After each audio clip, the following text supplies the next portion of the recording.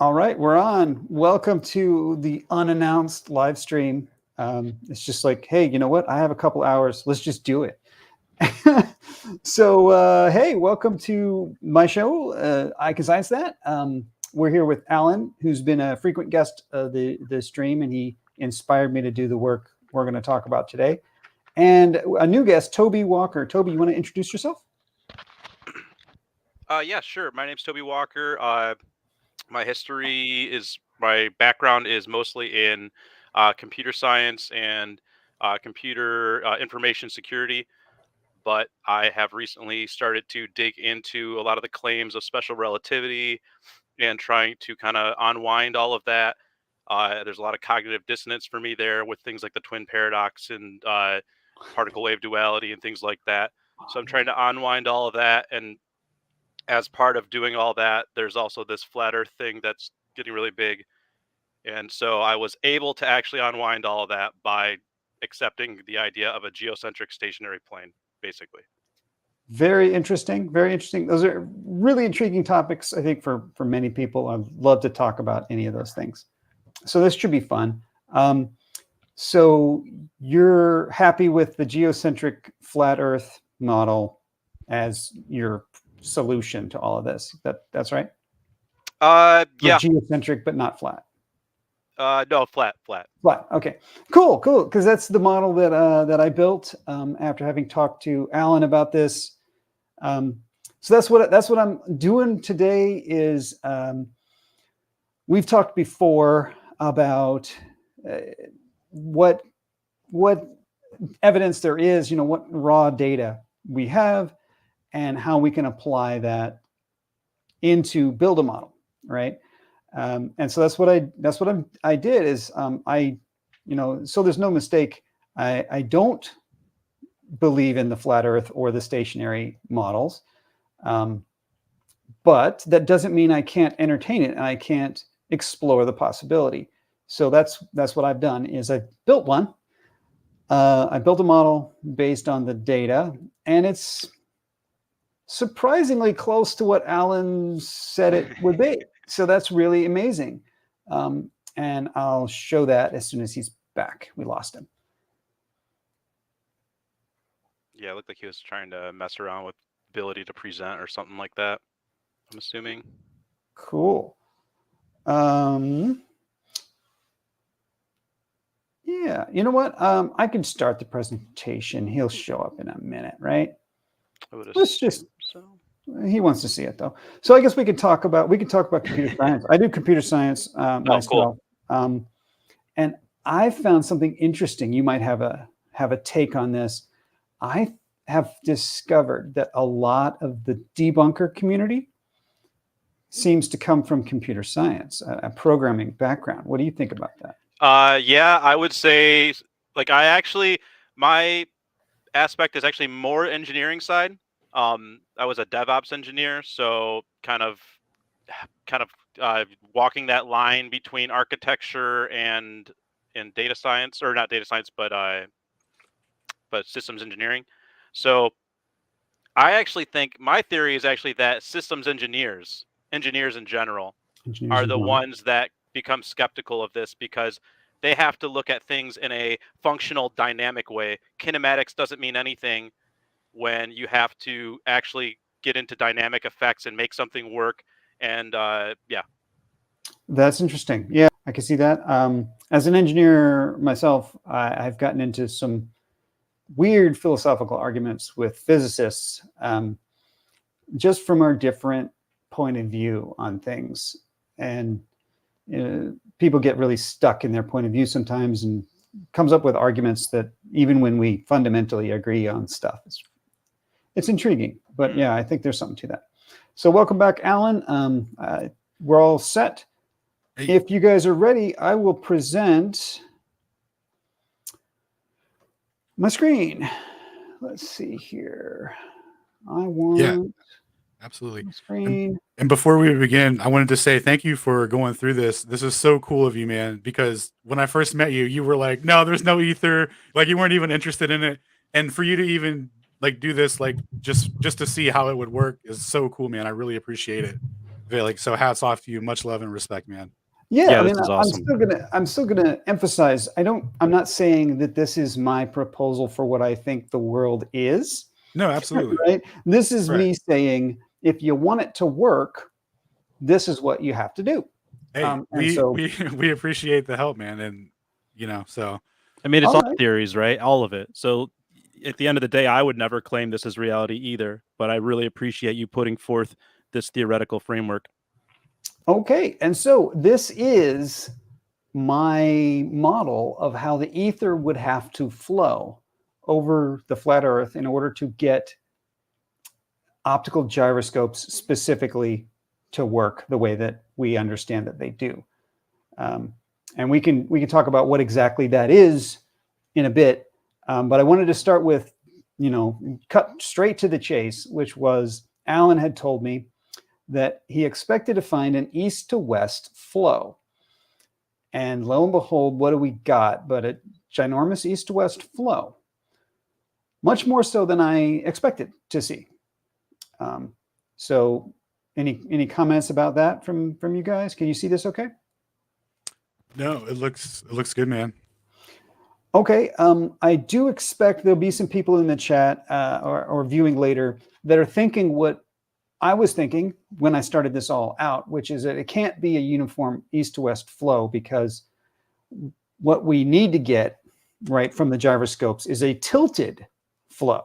And Alan, you and I have talked about that before, and I have some demos of what that looks like that we should show. But first, let's look at why it is what it is. This is a tilted flow. And you can kind of see that better if we get down in here and look. Let's see if I maybe zoom in a little. I don't know. There's so much noise on here. It's kind of hard to see. But if we look at these arrows, can you see my pointer? I think you can. Yep. This arrow is longer than this arrow, right? And so what we're seeing is that at surface level, there's an east to west flow. But that flow must accelerate, must get faster as you get away upwards from the surface. And it continues even underneath the surface, right, getting slower down there. So what that creates then is, since the flow is faster up high and slower down below,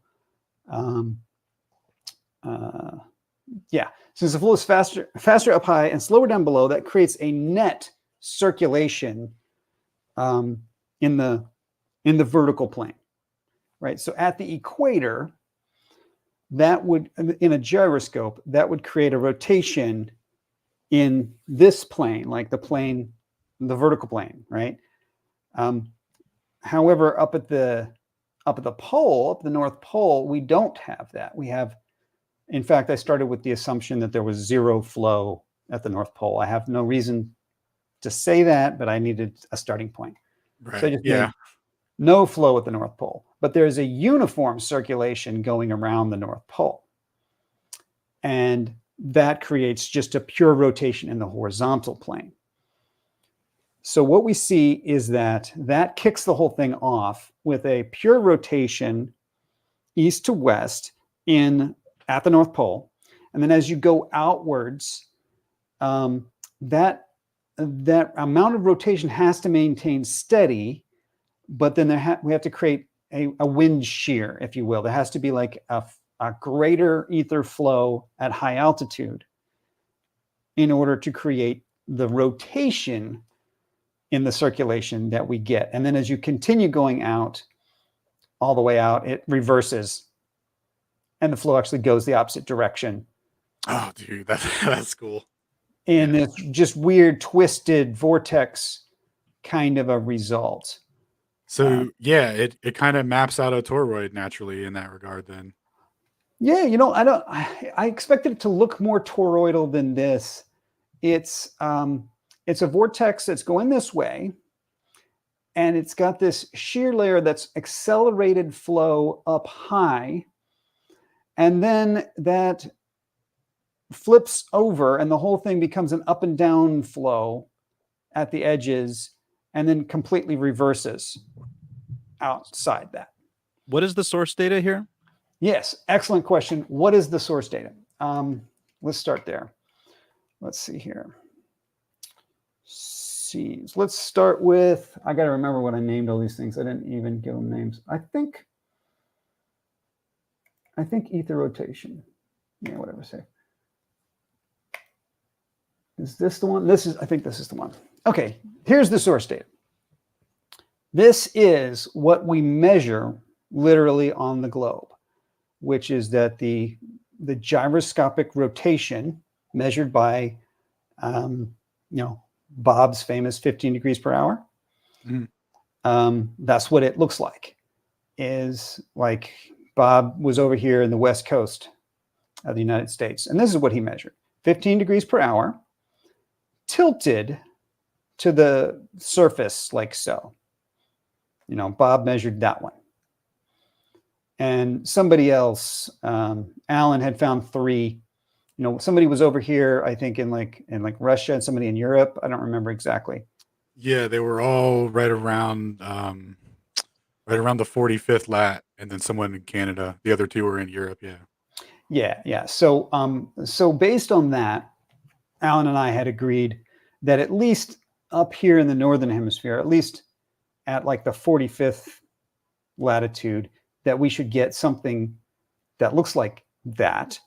And the obvious answer, I would say the obvious, maybe it's not obvious to you guys, but it seems obvious to me, is this: that there is only one rotation, and the curve, the globe shape of the Earth explains why there's a tilt of that rotation relative to the surface, right? That up here, it's flat to the surface. And down here at the equator, it's perpendicular to the surface. And that seems very intuitive if you just imagine there is only one rotation. But that's going off of just those 3 data points you guys had? Well, no, that's going off of, for me, that's going off of the world's known data set, that this is known. Yeah, it's for me, it's taken like the what we know was measured and like confirmed in the north, right? And then just giving the benefit of symmetrical to the globe to, and all that stuff, because it's about the flow, right? So what these measuring with the rotation or relative to the axis of rotation of the Earth would just be, we would equate it to the direction of flow from the ether in the sky. So okay, well, the only reason I bring it up is just because I'm curious about the flow in the south, and specifically because the flow that we get, the measurements of flow that we get, come from satellites, which then are already extrapolated to the GCS, so or interpreted by the GCS. So as far as applying that to a flat model, there may be some incongruency there, but in any case, I see what you're saying. Right. So to sum up that question, I take it basically as a given at this point that this is the way the flow goes. As far as hard data, we have, Alan has agreed to the 3. Those are all right about the 45th parallel, and they happen to match this data set. So we have no reason to specifically contradict this data set. And so I figured it's safe to run with it. Yeah, we're just modeling a theory. I totally hear you. Yeah. I would also add, this is the same rotation that you get with a Foucault pendulum. It's the same you get with a gyro compass. It's the same you get with a mechanical gyroscope. So if it were different than this, a lot of people around the world would be very confused. Well, the levels, we don't need to go into the weeds on that. I don't want to. Yeah, we don't have to get into the weeds, particularly if you want to contradict it. I'm happy to look at any contradictory evidence. We just don't have any at the moment. So we needed something to go with. And this is consistent. We've agreed at least for, Bob Nodell's and the 3 versions that, that Alan found. Okay, and let me hit this little slider and show you what I love about this little sim is that, poink. Oh, dude, that's nuts. I love it. Is we could take it and we can just unroll it and make it flat and look at what those rotations look like. Those same measurements would look like on a flat plane. And here they are. And we can see this is, like Bob Nodell's finding his 15, but it's not parallel to the surface, and it's not perpendicular to the surface. It's at an angle. Right. And those 3 that Alan mentioned would be at the same 45-degree angle to the surface. And so those, I think we can agree on, are definitely the way it must be. And then these are extrapolated from that based on, acceptance of mainstream data. At a consistent altitude. Yeah, I think, at this scale, it's certainly safe to assume we're at sea level with all of these. Okay. There's the only suggestion that things would vary with altitude I've ever heard came from Bob. That was an interesting observation, but we don't really have much to go on there other than that one. If you have something else, maybe. Well, I know Yuri Galev. Yeah. Yuri Galev. Actually, that's a really good one because that's a Does he suggest a different rotation at different altitudes? No, he took measurements at different altitudes in the north, and he found varying speeds at altitude. Varying linear speeds, varying rotational speeds. Yeah. So he was taking radio signals and doing it. He didn't have a gyro. Okay. So yeah, I'm only considering rotation at this point. Gotcha. Okay, bet. Yeah, the idea is to come to an agreement between us that this is our best guess at what the rotation should be doing, and we have firm verification of this in certain places. Mm-hmm. So we agree to that. And then to ask the question, well, if that is correct, what must the flow do to create a circulation that looks like this? And then we could go and compare that with measurements of what the flow actually is, presumably. Yeah. Cool, right? I think it's pretty cool. This is a cool. Yeah, it's really cool. And it's really cool. Yeah, it's really awesome. Okay, so yeah, that's where I got that from. And so then what did I do next? Was I guess I could, well, I made this one, which is kind of a visualization attempt at what that would be. Where in order to get the circulation like at the equator to be vertical, that means we need counter-rotating flows above and below the point of measurement. And so this is my visualization of that, where we have the counter-rotating, but here in the North Pole, those counter-rotations have coincided at the same altitude, basically. They come together to where you only get the rotation in the one direction, and then it kind of comes outward from there, as if it's rising up, as if the like a tornado stem coming, or coming down. So like there's a counterclockwise flow that comes to a pitch point at the North Pole, and then it rises up as it goes out away from the North Pole. Let's pull us away. It rises up off the surface and then comes back down again on the outer side. And meanwhile, there's a counter-rotating flow that's sort of doing the same kind of thing. So it's like a curved, if you took, how like a clutch plate works? Or like an automatic transmission where you have two plates in there and they spin inside a fluid. Oh, I see. Yeah. And that creates this shear. And if those plates were not flat, but in fact curved, you could make a curve to those plates to create the odd circulation pattern that we had. And let's see. And yeah, ultimately, this is the one I was showing you guys before. And what this one takes a long time to run. What this one is then, is it takes those rotations that we agreed on, and then it calculates, and the boundary condition I started with, which is a zero flow at the North Pole. And then it says, in order to get the circulation in the adjacent cells, what kind of flow would have to be there. So for example, at the North Pole, to get a circulation going this way, we need flow, this way on this side and this way on that side. And so it just applies that amount of flow to the adjacent cells and then works outward from there and says, okay, but in this cell, there's supposed to be a little bit of a tilt to the flow. And so we're going to get the tilt by applying a little bit of up and down and side to side and whatever. And I let that run and iterate over several iterations until it finally gels into this pattern that we see here. And so, yeah, if we think that the reason for optical gyros is ether flowing, this is what the flow would have to be doing. Mm-hmm.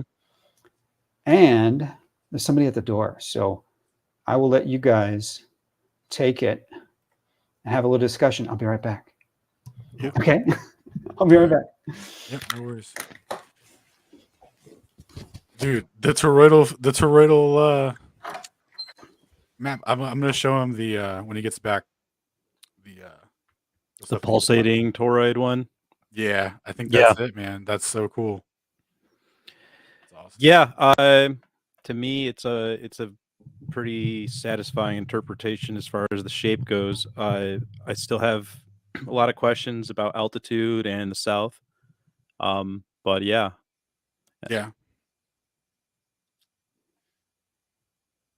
Yeah, it's not bad for what we got. Dude, it's yeah, that's not just like a 10-minute project. Someone that's actually willing to do the thought experiment. Like why should we be afraid to do a thought experiment? Where is man? I can't find my ether vortex thing when I need it. Hey, I'm back. Hey, welcome back. It was Amazon. My hard drive came. Oh, nice. Did you get it? M. something, I hope, right? It's an SSD. All right, I'll allow it.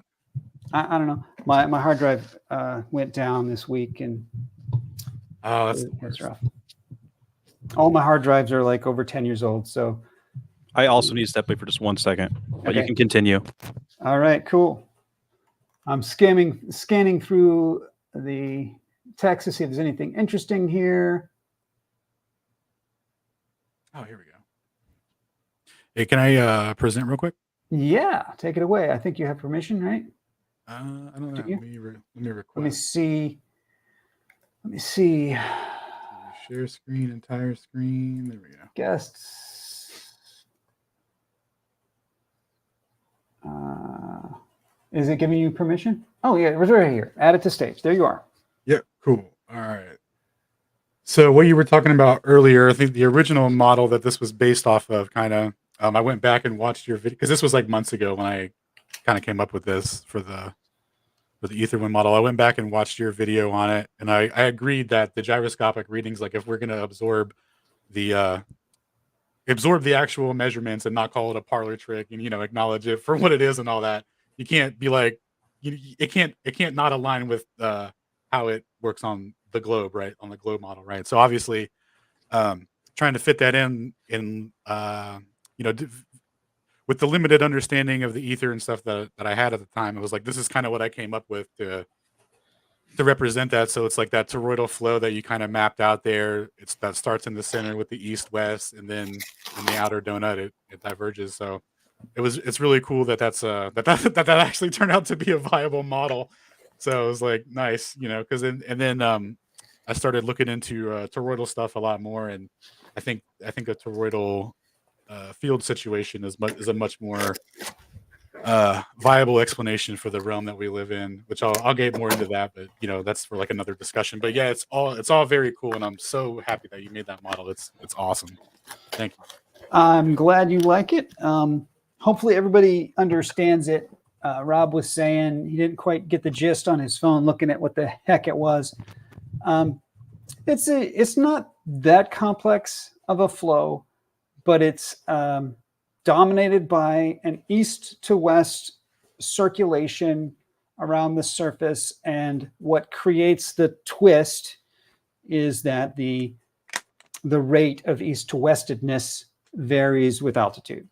So we would expect to get faster east to west flow, or maybe more east to west flow higher and less east to west flow lower. And then that creates the circulation we need. And then the pattern, the specific pattern of how that varies would have to be set up very specifically to get the details of how it works. As far as why that should happen, I don't think anyone has proposed any why for that. Why would that happen? How the ether couples with mass energy. I think the presumption we're working with here is that ether would be this medium through which electromagnetic radiation travels. And so if the ether is flowing, that speed must be added to the speed of electromagnetic waves. Yes, sir. Right? That's the definition, as I understand it, of what ether is. That's a huge part of it. Huge part of it. Yeah, and then some people are like, "Is this a viable?" Well, and that's what it would be. Yeah, dude. It's just a model, man. Like it's no different than other models that are presented. In my opinion. So, but it's cool, man. But it's obviously much more complex than the globe model. The globe model with ether, I should say, if there's an ether, to get the same rotation with ether on a globe is trivial. All you do is that's just one rotation uniformly going around. Just spin that globe, yeah. Well, or hold the ether still. Yeah, this is something, Occam's razor comes in here, and we say, well, we could just hold the ether completely still, make the Earth a globe, and rotate at a constant rate. Done. It works, right? Or we can roll it out flat, and now the ether, and hold it still, and now the ether has to do the flowing, and it has to flow in this complicated way. So, Occam's razor definitely suggests the other one's simpler, but there's no reason to say we couldn't possibly have this based on just this discussion here, right? Mm-hmm. Yeah. All right, cool. Anything you guys want to add or subtract? No, just so in terms of complications, so like the natural ether flow, if it's taken that toroidal shape, that vortex shape is the natural geometric expression of pressure mediation. So like when you look at a tornado and how it's formed and all that kind of stuff, you see it naturally form. So like if we, because I kind of think, because I'm taking it to a different level of understanding with it. Like I think that that it's more like of a toroidal pulse that we live in. So like that 15 degree per hour measurement is like a pulse rate of the ether that we exist in, and there's there's obviously like a flow within that, but it's not necessarily even like a wind motion. Like I really as I'm learning new things and reading old papers and old texts and books and stuff about it, like because I went from having that rigid view that it's like a solid rotation and stuff, and you like, because it's just like as you learn more things mechanically about how it works, you have to adjust and stuff. So as I'm learning more about it, it's it's my favorite subject now. So thank you for putting that forward. Those are awesome visuals, man. I really appreciate it. Yeah, that was really awesome visuals for sure. Cool. And then also the other thing I keep coming back to is, how do I test it? Right. Mm-hmm. This is just a model. The model is no good unless it creates a testable prediction, right? You guys have any thoughts about how to proceed with testing these predictions or making predictions from it? Yeah. So there's a ether book that I wanted to get you interested in to see if you would take a look at it. Because I don't know if you've seen on my channel, I had Robert Bennett come through, who's been studying the ether and this book in particular for a number of years. So he put together some like a whole kinematic model basically based off of this guy named Atsukovsky, who's been culminating all this ether research and stuff, and put together like an actual model in the sense of like he like re-examined all the measurements that are from experiments that prove like, you know, this or that about quantum and certain particles and that, and just kind of reinterpreted it as a vortexual ether flow. Okay. And yeah, it came up with a bunch of stuff. So I was gonna have you take a look at that and see what your thoughts were on it. But I have to go back and I have the numbers, but I want to go back and get the experiments that correspond to them too, so that you're not just pissing in the wind with a 600-page book. So yeah, that's a lot. That's a lot for me, to be honest. yeah. So don't worry. Like I'm gonna when I bring it to you, it'll be coherent. So but yeah, I've got some stuff for you to look at to go over. Yeah, there's all kinds of stuff out there, man. It's just not really talked about. Yeah, and you know, I mean, we could debate why that is, but I think it would be, for me, I'm going to say, I won't speak for you. I'll speak for me. For me, I'll tell you why I don't pay much attention to it, and it's because it's fringe, and the fringe rarely contains what history decides is correct. You know, sometimes history says the fringe is right. Like Einstein was fringe at first, but history ultimately decided, yeah, I think he was right. And so that's what we kind of focus on. It wouldn't make sense to take every homeless crackpot off the street and ask him what he thinks ether is, right? That wouldn't be a good approach, right? I think you'd agree with that. Mm-hmm. So we do have to cut it off at some point. Who do we want to spend our time focusing on, and who do we not? And yeah, that's a good question. I think actually Professor Rob is planning a talk on that this Sunday. He told me something about that.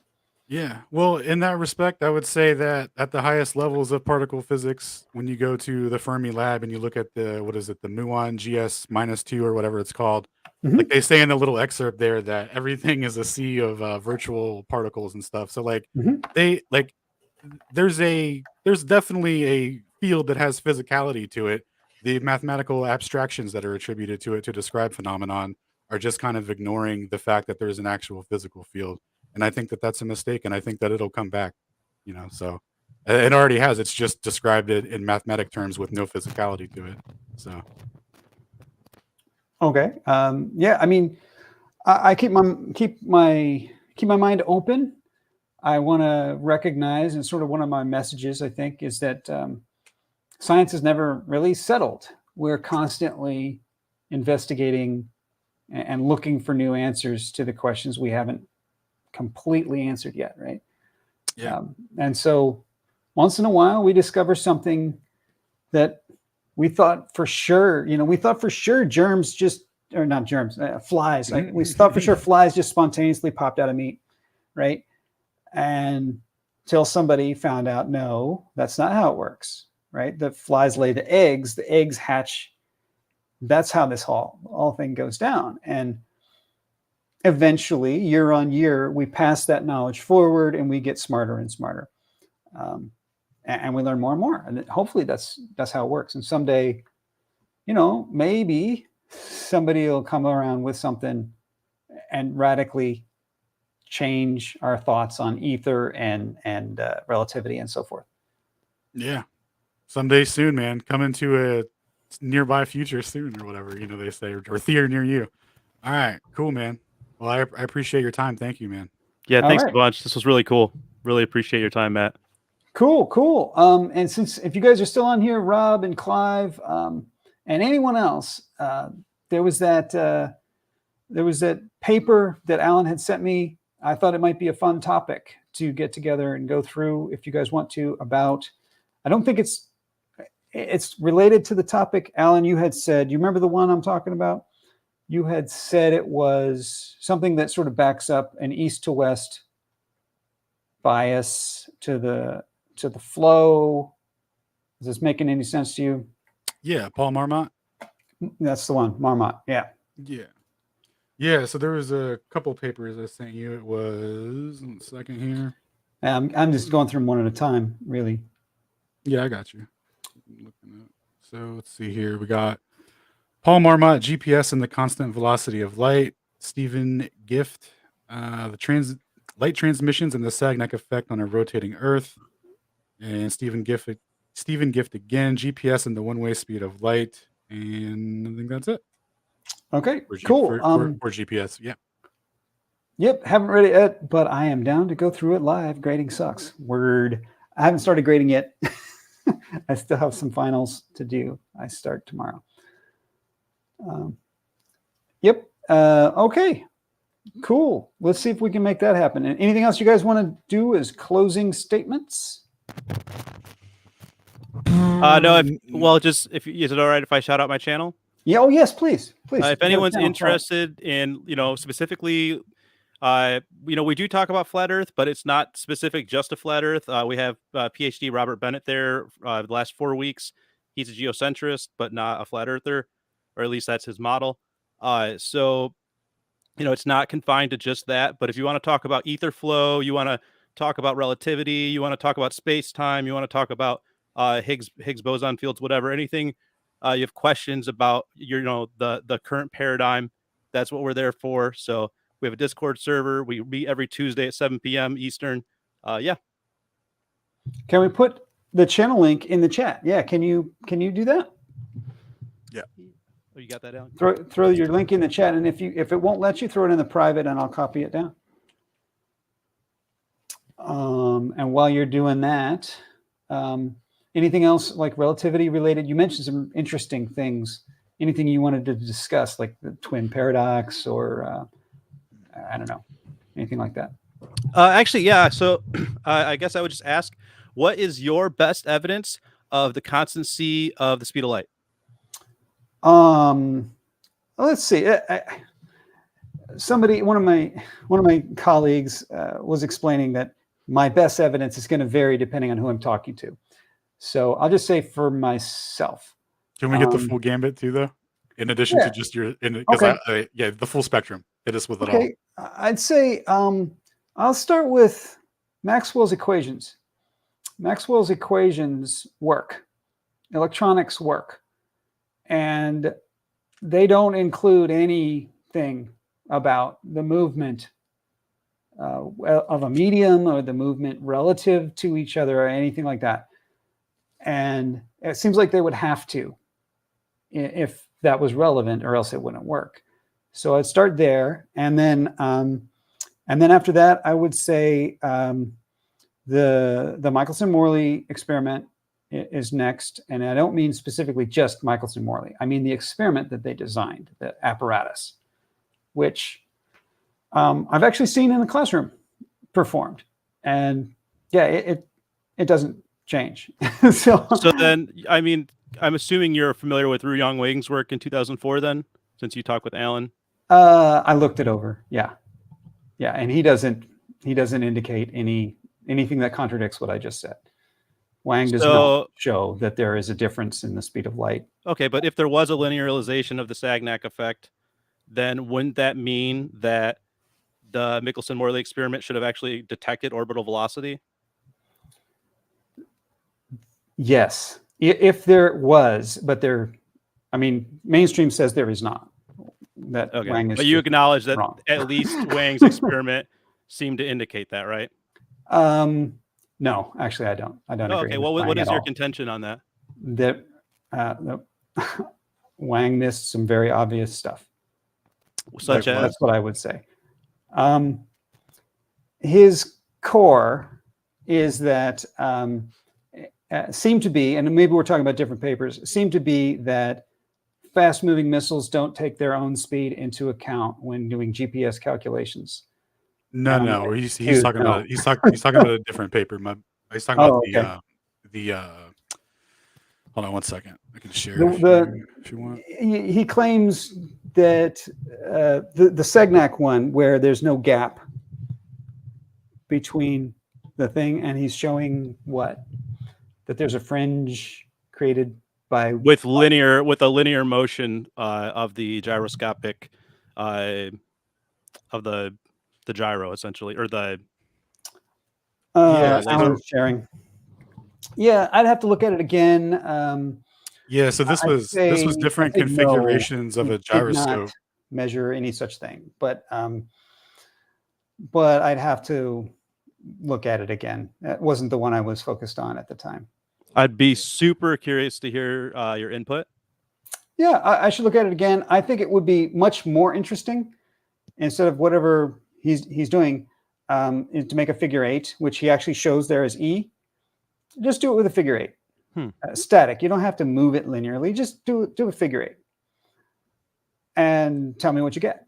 And then do it with the racetrack C and tell me what you get there. You know, if you're going to build this thing, just build those two. Done, right? You don't need all the complicated stuff. So let me ask I think it's telling that we don't have that data. So, you know. Right. Let me ask you a question. So there's a fiber optic gyro mounted on this right here, and this is Oh, yeah. So this one says mechanical conveyor, but in 2004 he did the same thing with an air conveyor, so it's frictionless or whatever. So so anyway, the linear pull of this when it's rotating, right? It pulls on this, right? So it drags it across that air conveyor, and it fully detects that linear motion. It's not supposed to do that, right? Is that honestly, the situation there? I don't know. Because a fiber optic gyro because it fully measuring detects, something under constant linear velocity doesn't make any sense to me, but maybe I'm overlooking something. yeah. So Yeah. it measures that, and then also in this loop here, this configuration, the rotational bits and the linear motion bits fully contribute to the fringe pattern. And that's where he was talking about the equation that he used to derive all that for the linear bit. He was like, oh, this is actually interchangeable with the circular derivation where they just change the length to the angular rotation speed, and then the area of the Yeah, device. I'll look at it again. If you have a particular paper, I have them all, I think. But if you tell me which one it is, I'll look at that. Yeah, one again. yeah. I'll send you these two Obviously, again because I these would- are pretty. Yeah, these are pretty pivotal here. I think I'll send you some. Yeah, I started Okay. at the top of the list, as I always Yeah. do, right? And so I Right. focused on the GPS stuff, Yeah, which, as I was saying, is just really pretty bad. yeah. Well, this is one that I sent you a while ago, and you said that you thought that Wang was joking around. Oh, yeah, and there's stuff in here. Yeah, another thing, there's stuff in here that's completely inconsistent with what you have told me that you believe. What did So I tell it you? feels that I like believe? maybe we're kind of picking and choosing. You know what I mean? I mean, like, one of Wang's papers, as I recall, is about the one-way speed of light, and as you guys mentioned that as well. I think that I think that's a gift paper. I think, but yeah. he's proposing that speed of light is different in different directions. And it doesn't mean east and west. It means outgoing and incoming, right?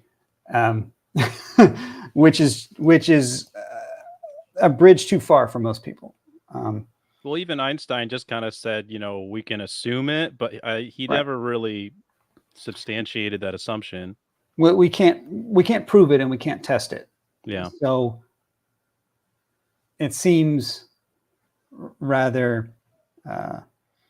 silly to even entertain something we cannot test.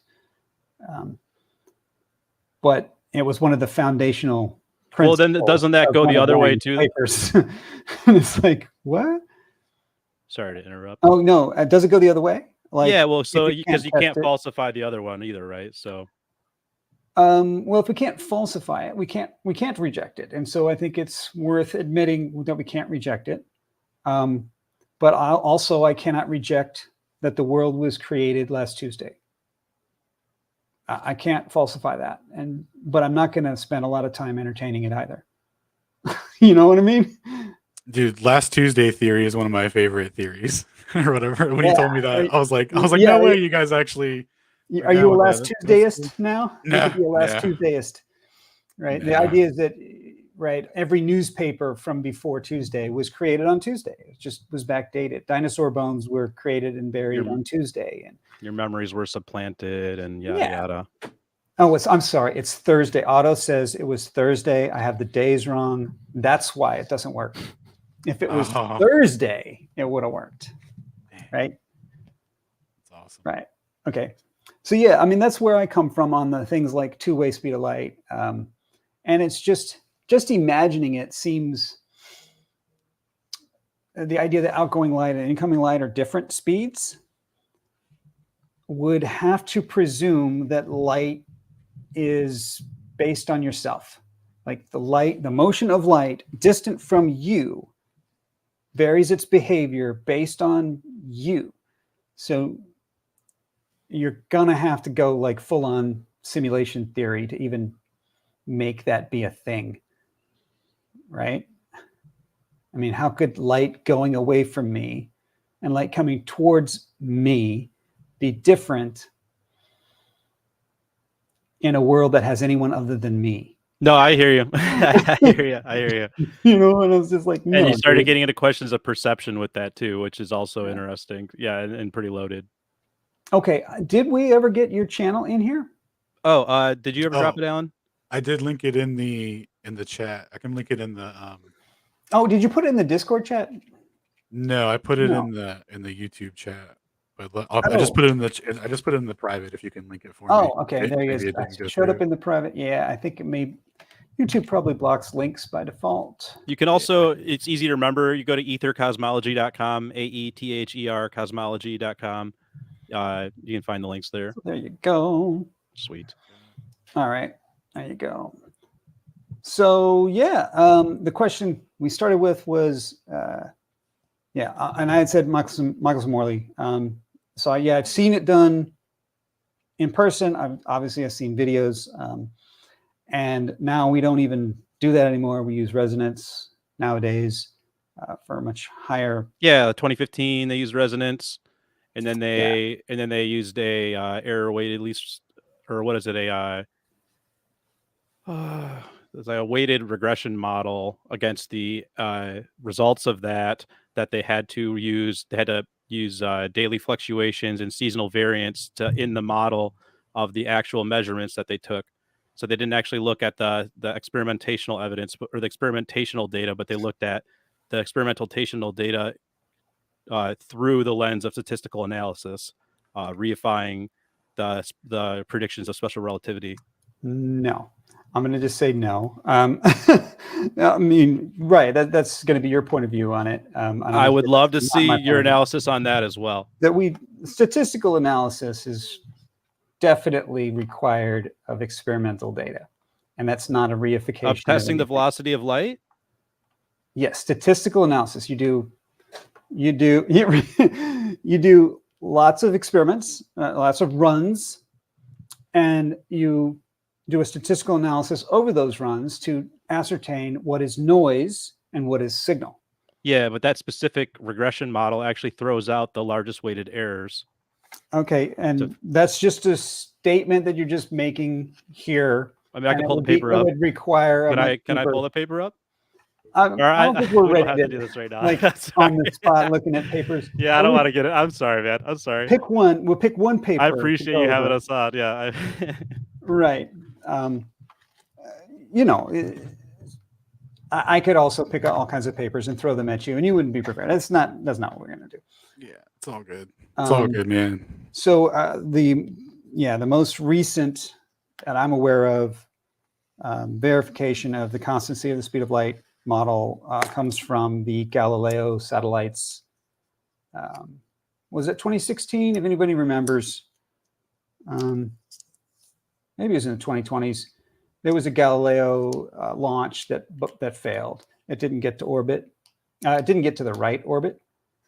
And then, rather than just terminate them, they allowed some grad students to use them to verify the speed of light. Actually, I think it was all the way down to GR. They measured GR nice. And they took it down to the GR level. Yeah. What's the difference in that, do you think?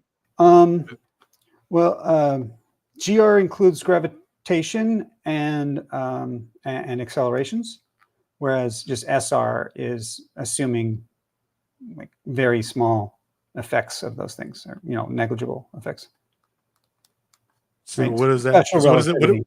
I'm sorry. What does that mean in terms of the measurement? You mean it was more precise? Yeah, well, I mean, Because they, of they the measured, they tested general relativity's predictions and found that it was accurate to within an error bar that was smaller than anyone's error bar before, up to that Nice. point. So I think that's, if I remember right, and you guys can correct me if I get this wrong, that they are the current record holders for the smallest error bars on general relativity experiment. Dude, I heard general relativity has some really small error bars, and I think that Yeah. those are the smallest on record. Yeah, it's really crazy small. Very tiny. Yeah. So so as far as why do I think that's the case? That's why I think that's the case. And I'll put back to you guys. How would we test it? How would we test it?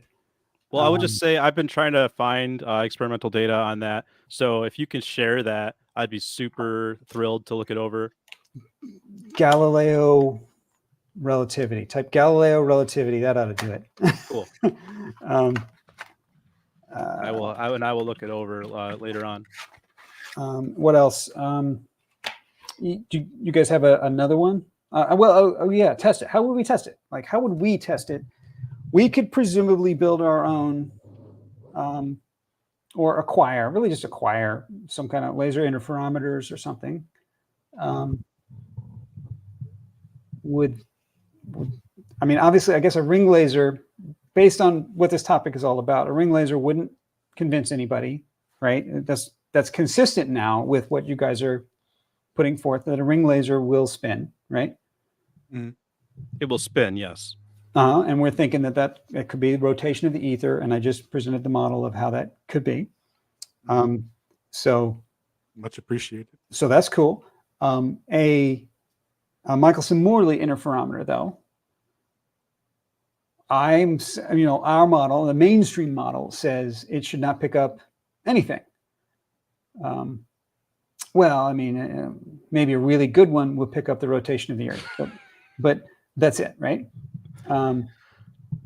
And you guys are saying no, it should pick up something, right?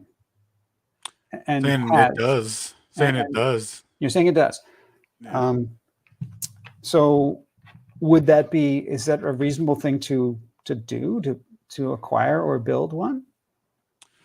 Well, I think it's been done a bunch already. It's just we have varying interpretations of it really at this point. So I don't think that it would satisfy either of us in that regard. But that's my kind of thoughts on it. I think it would be cool. Why wouldn't it satisfy us? I mean, how do we interpret? Yeah, explain that to me. How do we interpret it different? So you interpret the Michelson-Morley as as the constant speed of light through the transformation of Lorentz transformations, right? Because there was a variance, but they used the Lorentz transformation to No. That I would not say that. I would say they measured noise. They measured something, but it wasn't as much as predicted, and it was very, very far below what was predicted. Far enough below that it's within the error tolerance of their device. Yeah. So then they turned around and took that error tolerance there and then built relativity off of that with length contraction and used that as the evidence for it. No, not precisely. I mean, it's dead ass what they did in Einstein's own words in his private letters to his wife.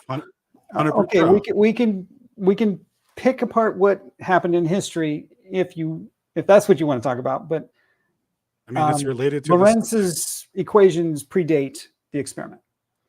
Yeah. So, and you would think your boy Wang would have cited him in his paper. So, I mean, the Michelson-Morley experiment. Right. The Michelson-Morley experiment is not the cause of the Lorentz transformations. No. They predate it. Right. But he took that correct me if I'm framework. wrong here. No, you're correct. He took that Okay. framework though, and that's what it's applied to. And they use that to say that you can't measure linear interferometry on that level because there's length contraction. And then they And so they time so they contraction, so yeah. they did measure a variance, but they answered that variance with No. yes. No. Lorentz, whatever, all of them agreed that we essentially measured zero. And the reason we measured zero is the transformations. The transformation The explains Lorentz missing. contractions explain why we measured zero. They don't make it so that we. I get see. zero. No, okay, we're having a slight mistalk. Okay, you're right. Okay, so they measured a variance in the speed of light, and in their own paper, they even say, albeit the orbit must be slower than what we had anticipated if we're to accept these results. And then they agreed, okay, we measured nothing, and then from that, the length contraction came. So my bad, you're right. But that it's still super important. There is a variance shown. And then from that, there was Miller who continued it for 30 years, which you guys, not a fan of. And then there was Uri Galileo, Hector Manera, all these people that did their own thing with with orthogonal interferometers and found the same variance. And then, and then Manera was even trying to yeah. They find different variances. They're all different. None of them agree with each other. So they all, when plotted against sidereal time, they reached their minimum and maximum dimensions. And then the only thing that varied with Manera is he tried to count extra fringes to get the galactic speed to try to get more out of it. So that's the only difference, because you don't count them like that anyway. Because if you did, then your ring laser gyros and shit would be off, because that's because the way Manera was trying to interpret his results, he was counting more fringes than he should have, so that he could add more speed to it. And I'm saying that he measured the same thing as everyone else did, but his interpretation, that's why he got a differing speed, but it wasn't, it was the same. He was just trying to get more out of it. Okay. So what you're proposing is that everyone who's done this experiment all gets consistent results. And if we looked at their raw data, we should be able to see the consistency of those results. Yeah. When you plot it against and I'm saying that's time, not the case, because the vast majority, the ones you are not quoting, all say they get zero. Those are what I'm looking for. That's the vast majority. Those are the ones you see. Please provide them. I'm looking for them. So if you got them, yeah. So when you look at them. So when you get into start the at modern Wikipedia, you guys start at Wikipedia. No, I have though. When you get into the modern ones though, if you've read Miller's work, he's the guy that kind of pioneered the calibration of an interferometer, and he found that when you change the sensor location, the length of the arms, the medium in which the light's propagating in, all of those give varying results that change it. And so you could and he found, which is not consistent with anyone, including his or yours interpretation or model, right? And that should tell you the key, which is the error bars are bigger than his signal. If you've looked at his raw data, and I have looked at Miller's raw data, it's really, really noisy. It's very bad. Mm-hmm. So what he did was he took a lot of data, a lot. He recognized that his errors were bad. And so what he did was he took a lot of data and then sort of averaged it out to get his results. That's where his results come from. Any dispute on that? Do we agree? So he did several analyses of it and varying, applying different weights and stuff to it, and got the same thing. Which obviously, if you're doing that on your own data set, I could see how you're not going to take that as proof or whatever. But there was another one done by James Demio, and there was one done by Maurice Elias that also found the same thing. So when you talk about your what did you analyze in the raw data sets? What did you pull from? You found that it matched diurnal time, or what? Like, what were the inconsistencies that you looked at? I showed you a curve. I mean, I had it at some point. That was the curve from his actual paper. His raw data of one run, just of one run. And one run for him would have just been rotating the device a few times around the circle. And so this is not over days or months or years. It's just over minutes, hours. And his data shows just a massive downward trend in the fringe rate over time through multiple cycles of rotation. And nobody's model has that in it. So that is recognized to be systematic error by everyone, as far as I know, right? Like imagine you measured, I measured a bias in the ether. The ether is moving 10 miles per hour that way.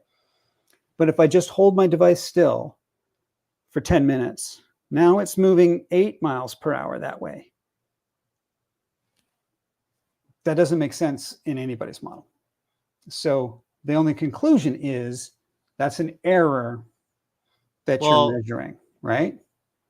I see what you're saying. Now, depending on what his measurement apparatus, like how sensitive it was to heat, and if it, if the heat in the room changed. But so I'm seeing a little bit of like a flaw in logic, and I just want you to clarify. So you seem to be indicating that his result set or his analysis used some kind of statistical analysis of a large data set. Yes. So why is that okay in this case, or is that not okay in this case? But then in 2015, when they use an error-weighted least squares regression, that is okay. That's what you do. It is okay. It is correct to do a statistical analysis of your data. That word gets me every time. That's a tough one. The thing about Miller was the methods of his day. He followed the proper methods of his day, which was to take an average. And it was understood that that would give you the right result. For nowadays, we understand, no, it doesn't necessarily, because there could be a systematic thing, such as what I'm saying. When you see in the signal a systematic error, you know for a fact that taking the average is not going to give you the correct answer. And we have to go in a little bit more advanced. And if you do that with Miller's data, the signal goes right away.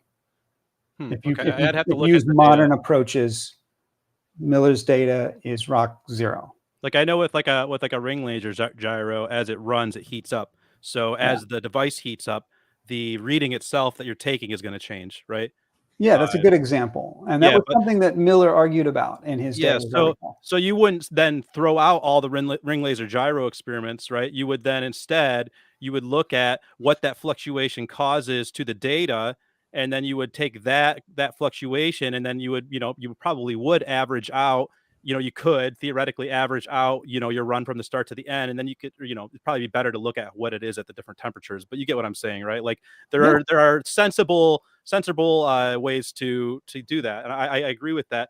Specifically with the 2015 paper, what bothered me about that is that they're talking about daily variations and seasonal fluctuations, which goes hand in hand with what Miller actually purported to have measured. So why would they have to use error regression based on those specific fluctuations? I don't know. I'll tell you, as far as I personally got with it, and that'll tell you where my head is at. Personally, I looked at Miller's stuff. I researched what several people had to say about it. And then I looked at some of his data and made my own judgment, which was that this data is crap. It's unusable. And I was done. At that point, I'm like, anybody who says that this data is good, I don't buy it. And that's as far as I really went with Miller. So would you be interested in looking in some modern reproductions of Miller's work? Because I agree, maybe he had like that old interferometer, that old analysis set up. Like, would you like to see what the Russian guy Yuri Galev did? I mean, maybe I'll look at it. Sure. I mean, I'll look at it. Right. Pick one thing. Like I said, pick one thing. Yeah. Well, I know we got a broad spectrum of stuff to go over, but I'm just interested. I was in the classroom. I saw it done. It doesn't. Right. It doesn't, guys. Right? I don't know. Hector Manera did it in a classroom too, and matched Miller's data too. So like, who knows what happens, man? So that's why. That's why I want you to take a look at it and just see what's up. Like maybe he fucked up, and you could point some major flaw in at it. Like I don't know. That's why we're here, bro. Sure. Oh yeah. Cool. Okay. Anything else, you guys? No, that's it, man. Thank you. This was great. All right. Cool. Yeah, I guess I should say, like before we wrap up, we're talking about like ether and whether there's an ether and an ether drift and is it whatever. Wouldn't it be a whole lot easier to just determine the shape of the Earth first and then talk about like lasers and ether and stuff? Oh, dude, the conversations evolved so far beyond flat Earth. Like what? Like I mean, because none of like these guys, Miller and all of them, none of them are flat earthers, right? Literally zero. Well, the ether doesn't conversation is more about motion and relative motion than it is really about the shape of the Earth, right? Like I said at the beginning, we have Robert Bennett over at Ether Cosmology, and he's actually a geocentrist, but he believes in the globe model of a geocentric model. It's kind of his own thing, but Okay. but yeah.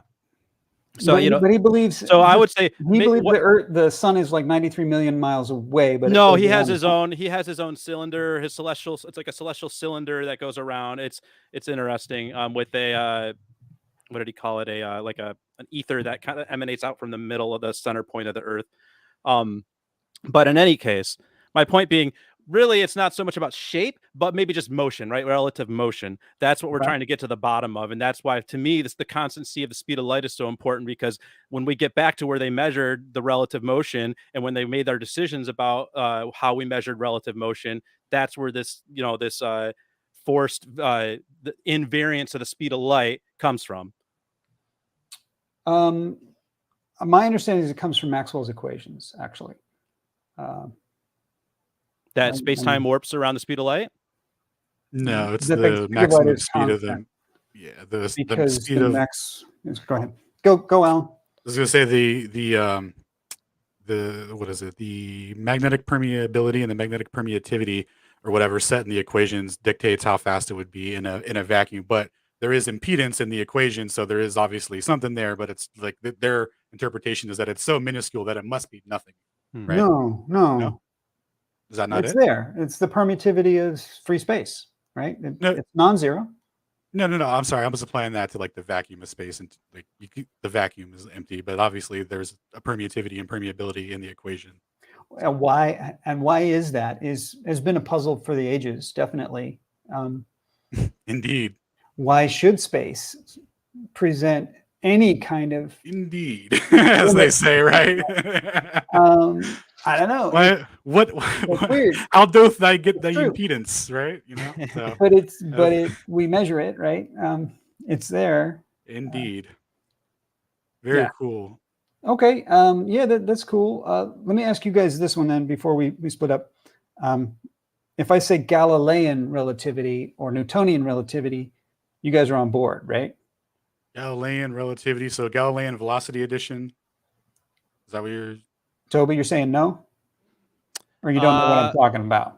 I mean... So you're talking Galileo. I'm thinking of Newton's bucket, basically. Or I'm thinking back to Galileo and... Aristotle? Galileo and Aristotle. Like, you should be... Yeah, the boat. You should be able to actually... I actually would agree with the teacher on this one, where if you go to the top of the boat and you drop something, there should be a relative motion that's then translated down to the ground as that item falls. And it's purely relative, though, is the key. I mean, essentially, you can ride on an airplane, you could pour a cup of coffee, and the coffee doesn't fly to the back of the airplane or anything. It's just like, boop, just the same as you poured a cup of coffee here on the surface of the Earth.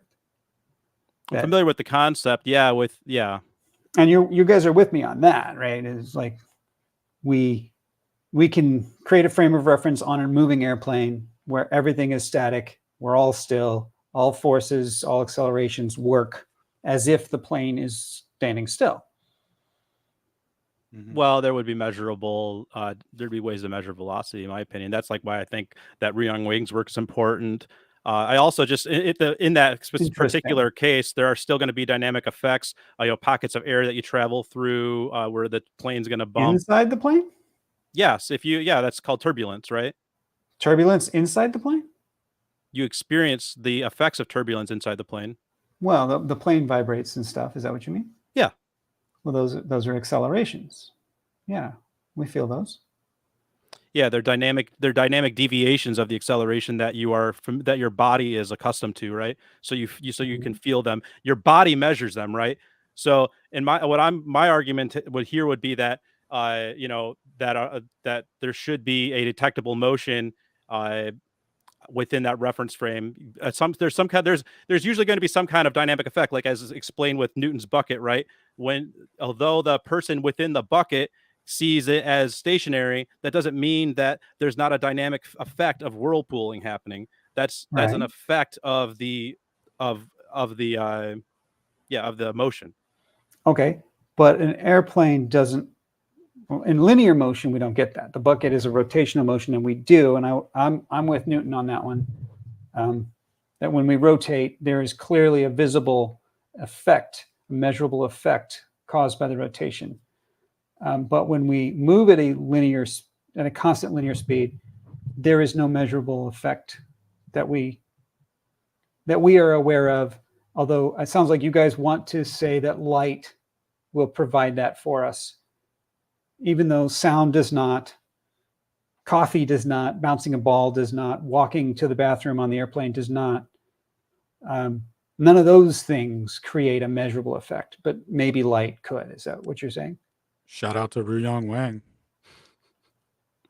Yeah, I guess so. Yeah, just Wang, I guess. Yeah. Okay. Okay. Does that statement in itself give you pause at all? That's really what sparked Einstein to think that way, was nothing else matters. Why would light suddenly matter? Because electronics, they work on the airplane, right? They work at thousands of miles per hour, evidently. Yeah, but shout out Bennett's hiker.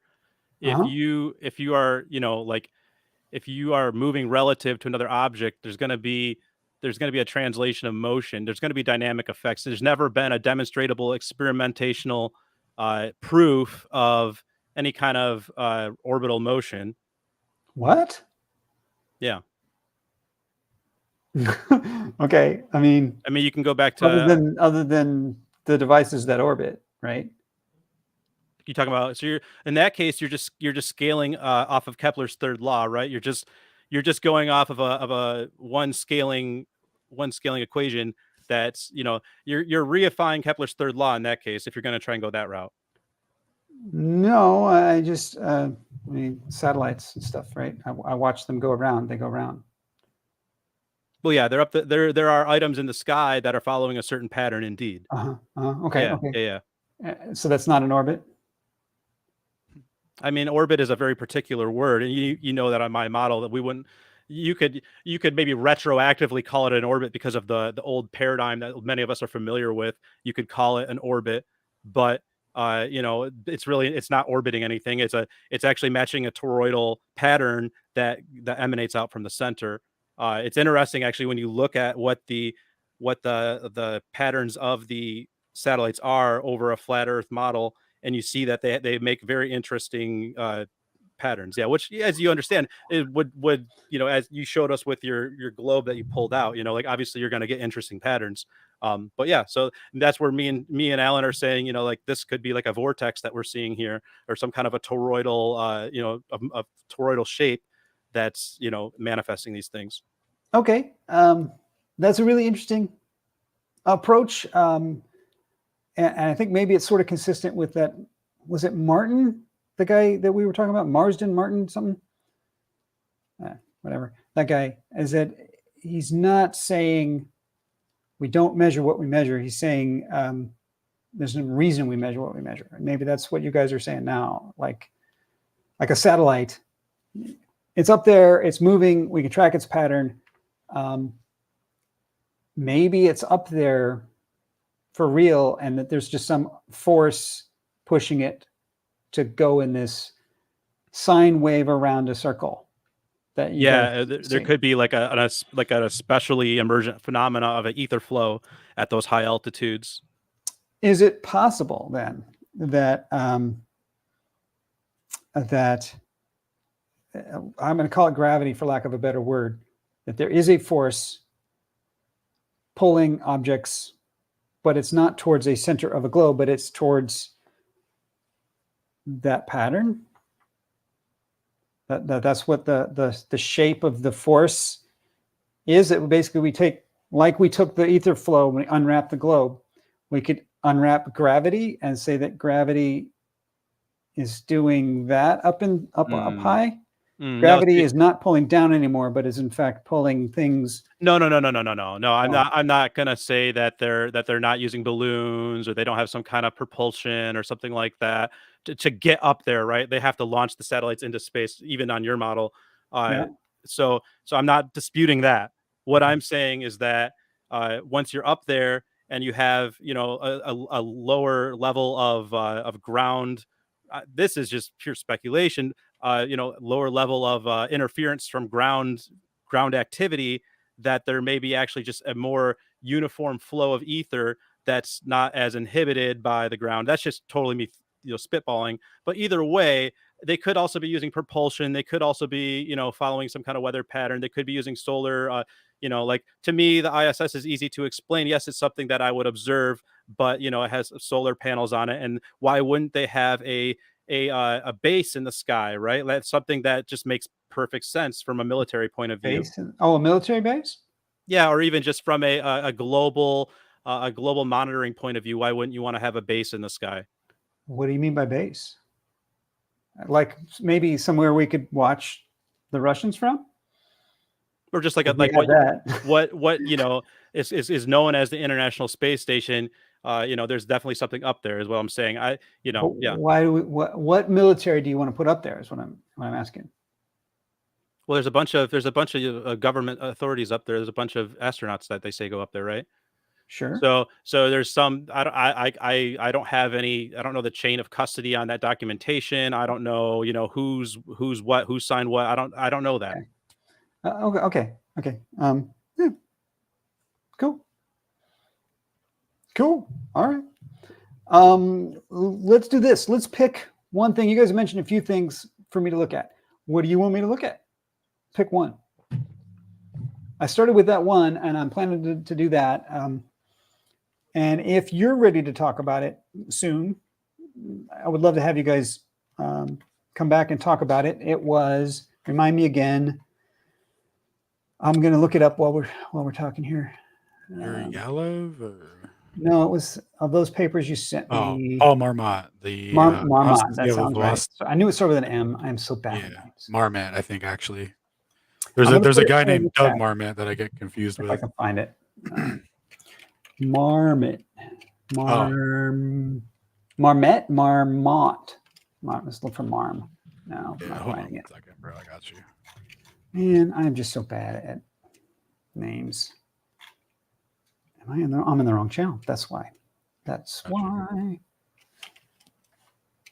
No results. Okay, fine. How about I put it in the chat. Okay. Bring it back. Yeah, that's the one, Marmet. That's it. The GPS and the constant velocity of light.